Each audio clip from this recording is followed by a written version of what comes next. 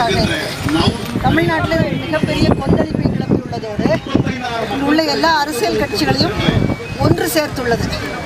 எல்லாரும் கேட்குறாங்க, இந்த அமெரிக்க தீர்மானம் இலங்கைக்கு எதிரானதாக இருக்கு, இலங்கையினுடைய போர் அத்துமீறல்களை குறித்தானதாக இருக்கு, அதனால இலங்கைக்கு எதிராக அமெரிக்கா கொண்டு வந்துள்ள இந்த தீர்மானத்தை இந்தியா ஆதரித்து வாக்களிக்க வேண்டும் அப்படின்னு கேட்குறாங்க. அப்படி பண்ணினா இலங்கை மீதான ஒரு போர்க்குற்ற நடவடிக்கை எடுக்கிறதுக்கு அது ஏதுவாக இருக்கும். இதுதான் உலகத்தமிழருடைய விருப்பம். இந்த சந்தர்ப்பத்தை நாம் நழுவ விட்டு விடக்கூடாது அப்படின்னு தமிழகத்தில் உள்ள ஆளும் கட்சியான அதிமுக, எதிர்கட்சி முக்கியமான கட்சியான திமுக, மத்திய ஆட்சியில் உள்ள காங்கிரஸ் கட்சி, எல்லா கட்சிகளுமே ஏகோபித்த குரலில் கேட்கின்றன.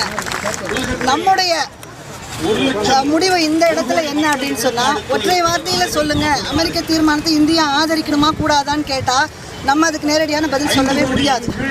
கூடாதுன்னு சொல்ல முடியாது, ஆமான்னு சொல்ல முடியாது. காரணம் என்னவென்றால், அதுக்கு உள்ள இருக்கிற நுட்பங்களை யாரும் கவனிக்கவில்லை. ஒன்று, அமெரிக்கா கொண்டு வந்துள்ள தீர்மானம் இலங்கைக்கு எதிரானது அப்படின்னு மட்டுமே பார்க்குறாங்களே ஒழிய அதில் உள்ள வாசகங்கள் என்ன, அது எதை நோக்கி போகிறது அப்படிங்கிறது யாருமே கவனிக்கவே இல்லை.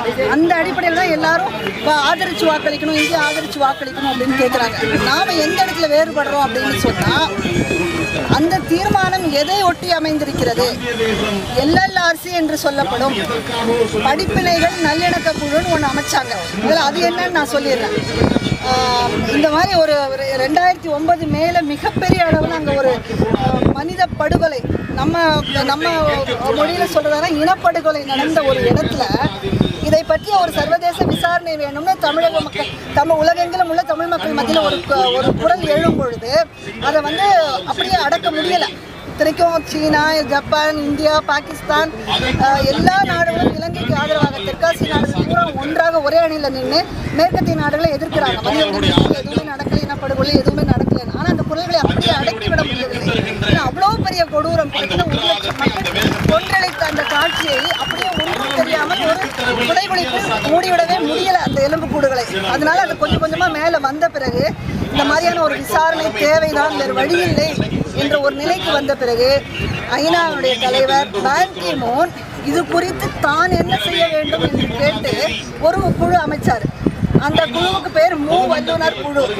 அந்த குழுவில் ரொம்ப முக்கியமான மனித உரிமை ஆர்வலர்களாக அறியப்பட்டவர்கள், இந்த துறையில் புகழ்பெற்றவர்களான டருஸ்மேன், அவர் இந்தோனேஷியாவை சேர்ந்தவர், தெற்காசியா தென் அமெரிக்காவினுடைய Yasmin Sooka, United ஸ்டேட்னுடைய Steve Ratner ஆகிய 3 புகழ்பெற்ற மனித உரிமை ஆர்வலர்கள் கொண்ட குழுவை பான் கி மூன் அமைச்சார். எதுக்குன்னா, இந்த இலங்கை அத்துமீறிய விவகாரத்தில் தான் என்ன செய்ய வேண்டும், ஐநா என்ன செய்ய வேண்டும் என்று தனக்கு அறிவுறுத்தும்படி அந்த குழுவை அமைத்தார். அந்த குழு அங்கே போய் அவங்களுக்கு கிடைச்ச தரவுகளை வைத்து அவங்க ஒரு அறிக்கை வெளியிட்டாங்க. ஆனால் அந்த அறிக்கையை இலங்கை அடியோடு ஏற்றுக்கொள்ள மறுத்துவிட்டது. நாங்கள் இதை ஏற்றுக்கொள்ள முடியாதுன்னு சொன்னாங்க. அந்த அறிக்கை கேட்பாருக்கு ஐநாவில் அப்படியே கிடக்குது. அதுக்கு மேலே ஒன்றுமே செய்ய முடியலை. ஏன்னா இலங்கை அனுமதிச்சாதானே யாராவது உள்ளே போய் ஏதாவது விசாரணை நடத்த முடியும். அந்த அறிக்கையில் முக்கியமாக என்ன குறிப்பிட்டிருக்காங்கன்னா, இங்கு மாபெரும் அத்துமீறல்கள் நடந்திருக்கின்றன, இங்கு மனித உரிமைகள் மீறப்பட்டிருக்கின்றன, மிகப்பெரிய படுகொலை நிகழ்ச்சிகள் நடந்திருக்கின்றன, போர் குற்றங்கள் நடந்திருக்கின்றன. இத்தனையும் அந்த இலங்கை அரசாங்கம் திட்டமிட்டு செய்துள்ளது அப்படின்னு சொல்றாங்க. அதனால இதுக்கு இந்த இடத்துக்கு சான்றுகள் முகாந்திரம் இருக்கு. அதனால இதற்கு ஒரு சார்பற்ற சர்வதேச நீதி விசாரணை தேவை அப்படிங்கிறது தான் ஐநா சபையினுடைய தலைவருக்கு இந்த மூவல்லுநர் குழு அளித்த குழுவினுடைய உள்ளடக்கம். அதுதான்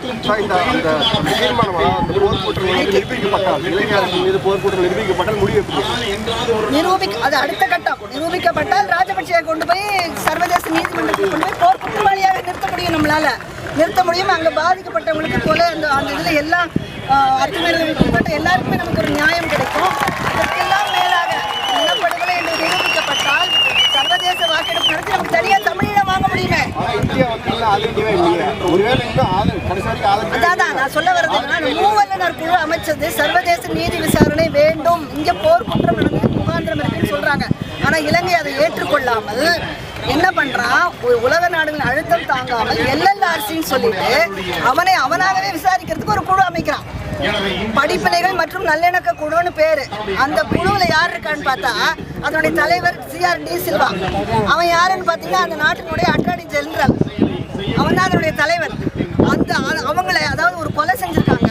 கொலை செஞ்சவங்ககிட்டே நீ கொலை செஞ்சுருக்கியா அப்படின்னு நீயே விசாரித்து சொல்லு, நீ என்ன கொலை செஞ்சேன்னு அதனுடைய அந்த தீர்ப்பு என்ன வருதோ அதுக்கான முடிவை நாங்கள் உங்ககிட்டே கொடுத்துட்றோம் அப்படின்னு சொல்கிறது அந்த LLRC. தனக்குத்தானே போல் மாலை சூட்டிக்கிறது. அதே மாதிரி தான் ஆச்சு. LLRC ரிப்போர்ட்டினுடைய அந்த அறிக்கை என்ன சொல்லுது அப்படின்னா, இங்கே எந்த போர்க்குற்றமும் நடக்கவே இல்லை. மூவல்லுநர் குழு என்ன சொல்லுது, இங்கே மிகப்பெரிய கொடுமை நடந்திருக்கு. 40,000 மக்கள் கடைசி நாளில் மட்டும் கொன்றொழிக்கப்பட்டிருக்கிறார்கள். போர்க்குற்றங்கள் நிகழ்ந்திருக்கின்றன, மனித அத்துமீறல்கள் நடந்திருக்கின்றன சொல்லுது. அப்படியா? சச்சா, அதெல்லாம் எதுவுமே இல்லைங்க, அப்படி ஒன்றுமே நடக்கலைங்க.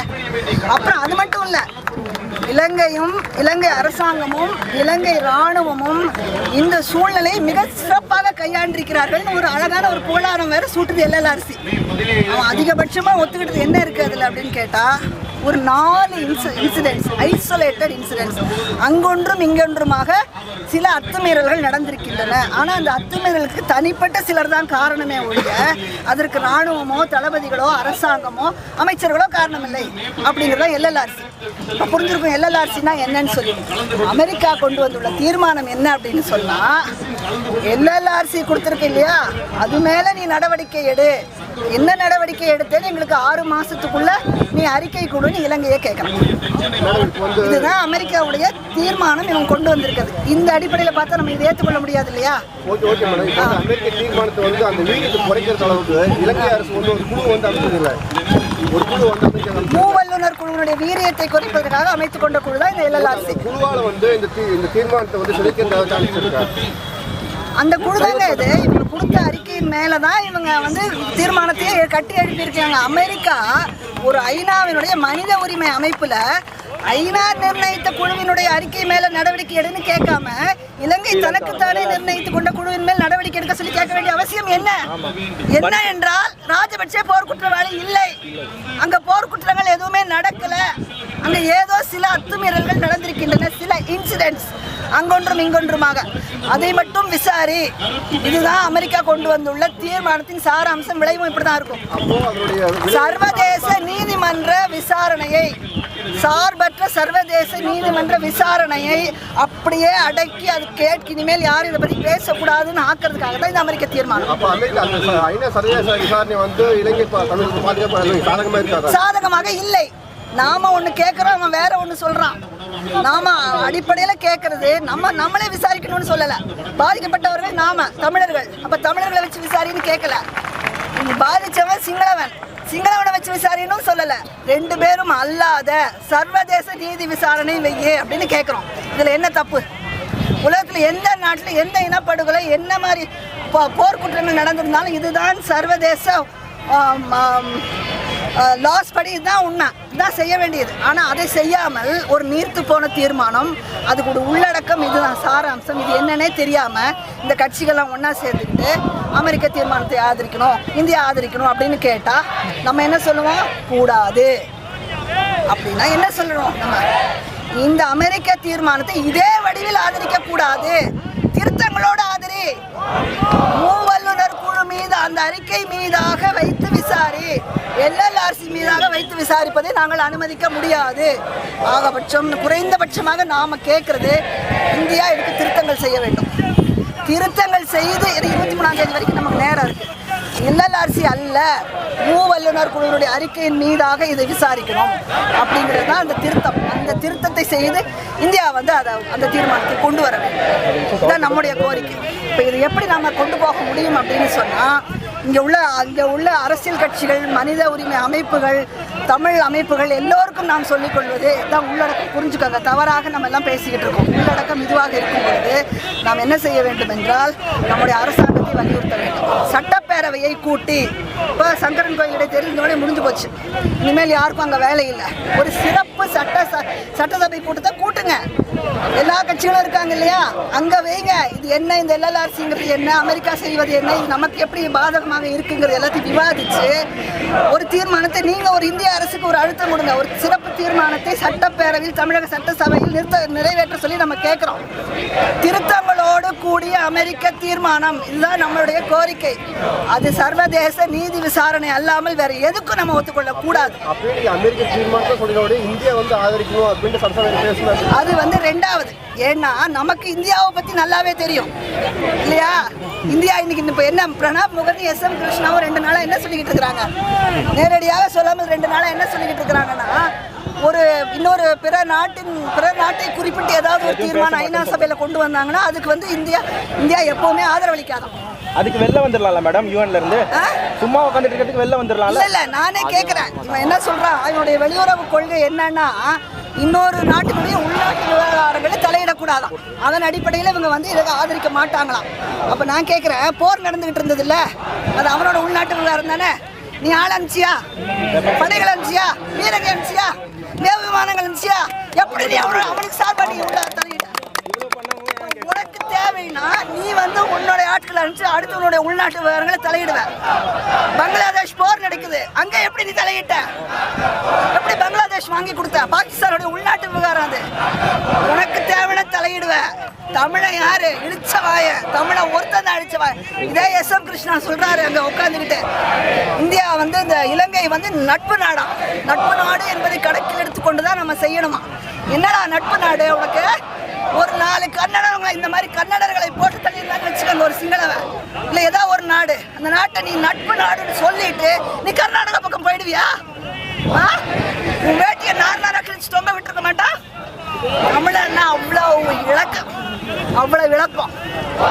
இதுதான் இந்தியா கிட்ட நாம எதிர்பார்க்க. பாராளுமன்றத்தில் வைத்து 2 பெரிய முக்கியஸ்தர்கள் பிரணாப் முகர்ஜி SM கிருஷ்ணாவும் சொல்றது இதைத்தான். அப்ப நாம இங்க இருந்து என்ன அழுத்தம் கொடுக்குறோம்? ஒண்ணு நீயே கொண்டு வா, நீயே ஒரு தீர்மானம் கொண்டு வா, அல்லது அமெரிக்க தீர்மானத்தில் இப்படி ஒரு திருத்தத்தை கொண்டு வந்து அந்த தீர்மானத்தை நிறைவேற்று. இதுதான் நம்மளுடைய கோரிக்கை. மேடம் ஒரே ஒரு क्वेश्चन, இப்போ நீங்க 2011ல சவுத் சூடான் வந்துட்டு நார்த் சூடான் கிட்ட இருந்து பிரிச்சாங்கல்ல, அது மாதிரி ஏன் UN பிரஷர் கொடுக்க மாட்டேங்குது தமிழீழம் வாங்குறதுக்கு? ஏங்க, ஒரு ஐநால ஒரு ஐநா அமைச்ச ஒரு